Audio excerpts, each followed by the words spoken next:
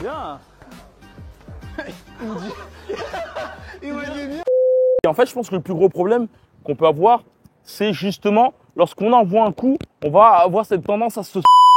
Comment et pourquoi ta peur t'empêche d'améliorer ta technique de boxe? Je te dirais que pourquoi une peur en cache une autre. Et c'est ça qui est très subtil avec nos peurs, surtout lorsqu'on souhaite s'améliorer en boxe anglaise, c'est que bien souvent, en fait, on a du mal à situer le pourquoi on se brigue, pourquoi on n'arrive pas à se libérer dans l'envoi de coups. Tu sais, tu peux avoir justement une très grande facilité à pouvoir boxer lorsque tu es dans le sac de frappe ou en shadowboxing. Néanmoins, dès qu'il faut que tu fasses face à quelqu'un, eh ben, tu as l'impression d'être totalement brigué. Tu sais, il y a une multitude de peurs qui te surviennent. La peur de prendre des coups, la peur d'entonner, la peur d'en faire mal. Et eh ben, tu n'arrives pas justement à... tu sais, après combat, en fait, tu as une frustration. Et bien souvent, cette frustration, elle est liée au fait qu'on a du mal à s'analyser. On a du mal à se dire le pourquoi du comment. Et justement, dans cette vidéo, je vais te parler justement du cas de Irénée, qui a participé à l'un de mes derniers camps de boxe. D'ailleurs, reste attentif à la fin de cette vidéo. Tu verras justement son avis et il t'expliquera comment on a travaillé justement sur ses peurs pour lui permettre justement de s'améliorer. Et c'est certainement d'ailleurs l'un des plus grandes évolutions que j'ai pu voir dans mon camp. Et cette évolution a été principalement mentale, mais aussi technique, bien sûr. Et d'ailleurs, j'aimerais te parler du cas de Thibaut Incheb, qui a récemment fait justement un sparring avec Ségrine Doubé. Bien. Il m'a dit bien. C'est un ouf.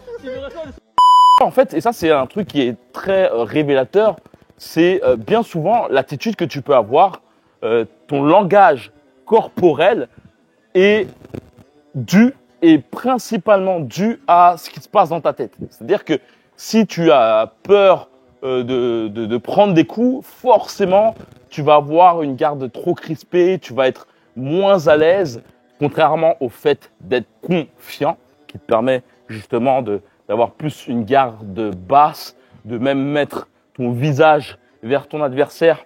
La chose que je souhaite te mettre en avant, c'est qu'au niveau des peurs que tu peux avoir par rapport au fait justement d'avoir peur de faire mal à ton adversaire, et ben, en fait, en parlant avec Irénée, j'ai pu m'apercevoir que cette peur, elle est sous-jacente aussi à une peur qu'on nous fasse mal. En fait, on a aussi peur des représailles.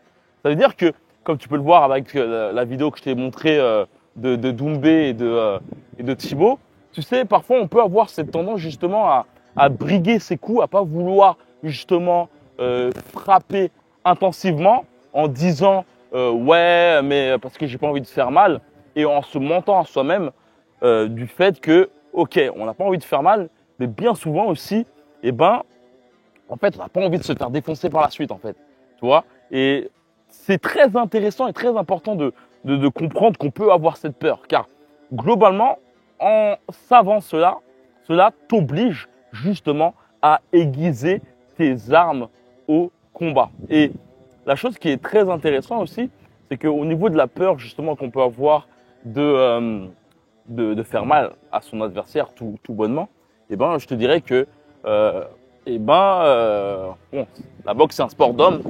Si tu rentres dans un club de boxe, eh ben, globalement c'est pour frapper autrui qui lui a des compétences pour esquiver et aussi pour te frapper globalement. Et je pense que cette empathie, c'est un peu du bullshit. Vous êtes deux personnes consentantes qui globalement savent que le sport de combat sont faits pour le fight.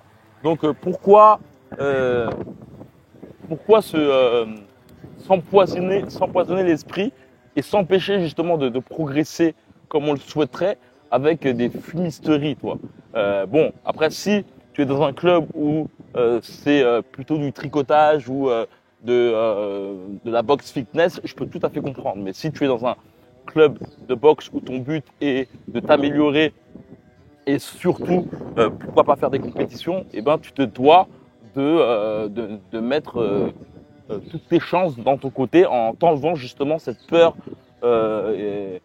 Et franchement, c'est un peu, je vois la chose un peu comme un délire de bisounours, quoi. À ce niveau-là, pour justement ce genre de peur, où tu as peur globalement de faire mal à ton adversaire, eh ben, je te dirais que pendant que tu boxes, et je pense que ça a été une technique beaucoup donnée à Mike Tyson, qui justement, lorsque il était entraîné par Cus D'Amato lui venait de l'hypnose, et il y avait aussi cette volonté de Mike Tyson dans une sorte d'état de psychopathe, c'est de félin, de lion sur le ring. Et pour avoir clairement cet état de psychopathe, il faut clairement ne plus voir ton adversaire comme un être humain.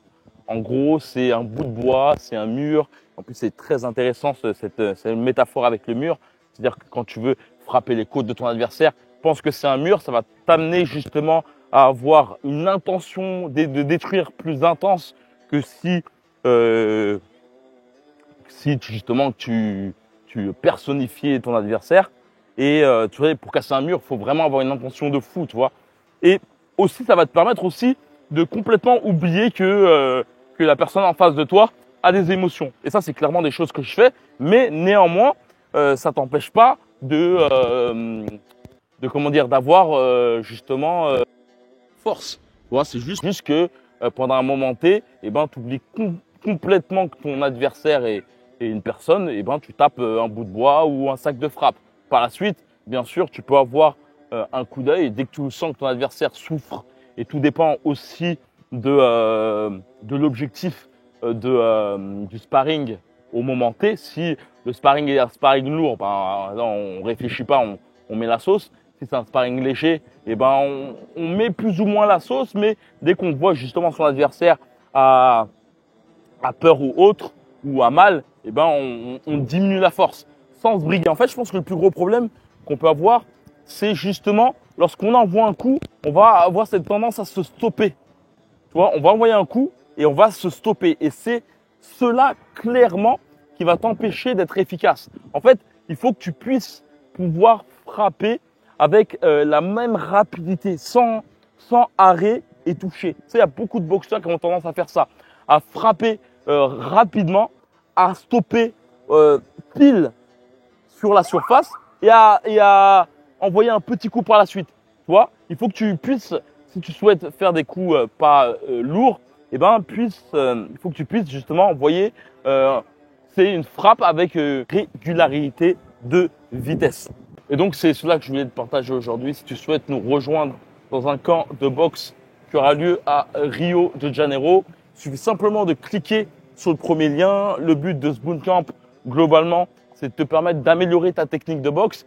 Surtout, au niveau du mindset aussi, c'est un camp clairement où on parle tout le temps de boxe. Et je te dirais qu'on parle tout le temps de ta boxe. C'est-à-dire que les sparring qu'on enregistre nous permettent justement de pouvoir améliorer un peu plus ta technique en ayant des feedbacks continuels justement de ce que tu fais et en pouvant justement personnaliser un peu plus l'entraînement. Le camp, c'est 10 jours de boxe intensif uniquement technique. Le but n'est pas que tu puisses avoir plus de cardio ou plus de muscles ou perdre du poids. Mon but est uniquement que tu puisses t'améliorer dans ta technique de boxe et cela via des entraînements de 7 heures. Globalement, c'est 80% de sparring technique avec de la patte d'ours et beaucoup individuel pour te permettre de cadrer au niveau de ta boxe. En fait, c'est vraiment très intéressant si tu sens que tu stagnes dans ta boxe, si tu sens que tu as une sorte de frustration parce que tu pourrais avoir un meilleur niveau. Néanmoins, tu sens que, eh ben, on t'entend pas comme tu le souhaiterais. Ce qui est intéressant avec ce camp, surtout, c'est que c'est un tout petit comité, ce qui te permet de pouvoir justement avoir un coach clairement privé derrière ton dos H24 et pas uniquement au niveau technique, c'est même au niveau mental. C'est-à-dire que, par exemple, Irénée, j'ai eu l'occasion de beaucoup parler avec lui entre repas ou même quand on était à la plage et vraiment lui mettre en avant des choses. Et tout au long du camp, lorsque tu as une personne justement qui t'impose sa vision en toute bienveillance, bien sûr, et ben, au fil du temps, en fait, tu es un peu endoctriné, tu vois.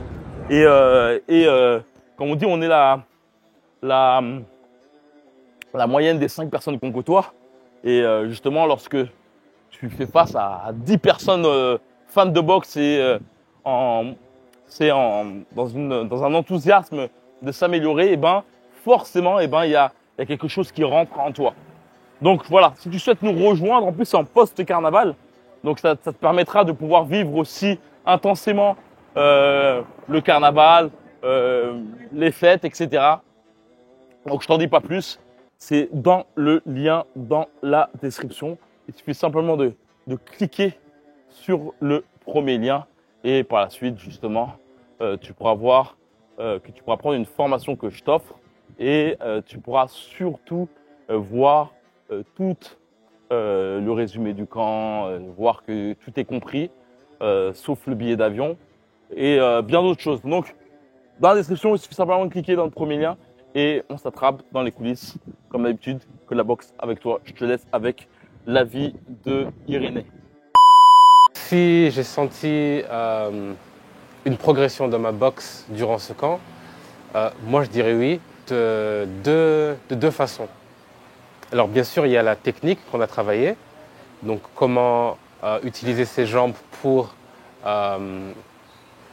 préparer ses coups et mettre de la puissance et pour les déplacements, mais aussi un déblocage mental. C'est-à-dire, moi, un déblocage que j'avais, c'était la peur de faire mal. Donc on a travaillé sur ça en discutant, en travaillant au PAO et en faisant des séances de sparring avec le coach Manu justement pour faire ce déblocage mental. Et du coup, moi, durant ce camp, l'évolution que j'ai vue, c'est vraiment une évolution technique, mais aussi une évolution mentale qui est pour moi l'aspect peut-être qui est le plus important, là où je pense que j'ai fait le plus de progrès dans ce stage.